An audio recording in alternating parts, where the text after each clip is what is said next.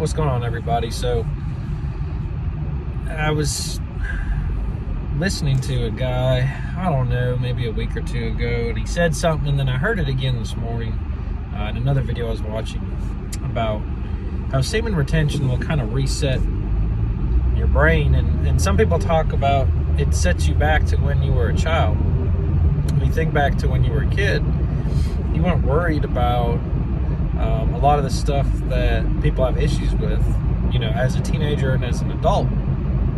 When you're back when the kid, you were just kind of going out, minding your own business, doing your own thing, and you didn't have these addictions or vices that you couldn't break, and I've talked about these over and over again. And again, if you look at the Bible, it's all the things that we're told not to do,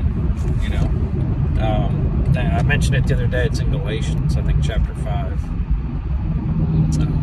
It tells you the fruit of the Spirit, but then it also tells you the things you're supposed to flee from. Drinking too much, sexual immorality, greed, envy, pride.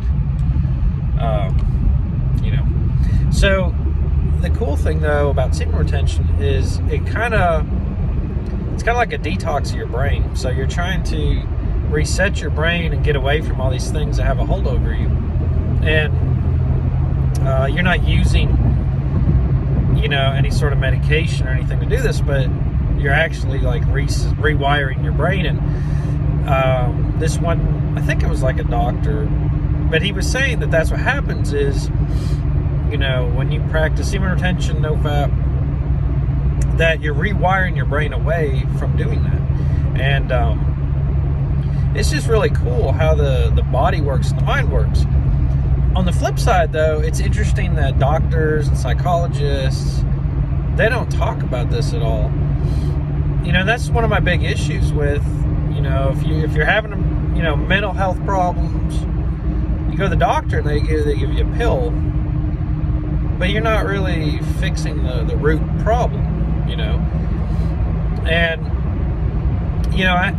I think that goes, I have not been to rehab, but I talked to a friend of mine about it, and I even bought the book. He said, buy the book that they give people or that people read. I think it's called like the Blue Book or something like that. But trying to let go of any sort of vice or addiction, that's where you have to reprogram your brain away from this habit, right? And it takes a while to do that. And again, the interesting thing is just no one really talks about this. You're not going to go to the doctor and he's going to say, I really think you need to practice semen retention, right? Like, no one's ever going to... The only place I've heard this is on the internet, and I really didn't start hearing about it until probably about 3 or 4 years ago. I wrote it down in my journal where I was like, I really think I need to do this, but I couldn't do it. I didn't do it. But I don't ever remember anyone talking about this growing up at all, and then connecting the mental and physical and spiritual implications to it. That's the other thing. And so that's what you're doing, though, when if you can do like 90 days. Of course, if you're just starting out, if you can do, for me personally, I felt like when I hit 2 weeks, that was a big deal. There was something about 2 weeks that it was like, okay, if I can make it this far, I'm going to be able to do this. And I remember that first time was 63 days. I went 63 days. And then the next time was 92 days. So I was able to go farther. I didn't beat myself up because I relapsed. And then I went like 6 months, I think, something like that. So it's a journey. It's a process. You're trying to undo, for me, years and years and years of a bad habit. But I can tell you that the longer you do this, the more you understand that it really is rewiring your brain away from something that, most people do, and it's not beneficial for you. It doesn't help you. There's nothing good to it. And just from a biblical aspect, there's a reason why. Like, you're supposed to, the worst sin is what you commit against your own body, which is sexual sin. It says all the other sins are outside the body, but that is to your own body. It's affecting you internally, and that again is the connection of the mind, the body, and the spirit. So it's just it's just an interesting thing of how it's not that you become immature, but you are reverting back to a lifestyle where you don't have things that control you. You know, it could be alcohol. I talk about this all the time, right? Alcohol, drugs, sex, impulsive spending, pride, excessive eating, gluttony. Okay, that's something that I have to work on time to time. So, anyways, I just wanted to get that one out there about how semen retention will help you rewire your brain, away from, you know, the not just chemo, but other things in your life. You're going to realize, hey, I need to work on this. I need to work on that. This has a hold over me. I need to be praying to God and asking for help to let go of this.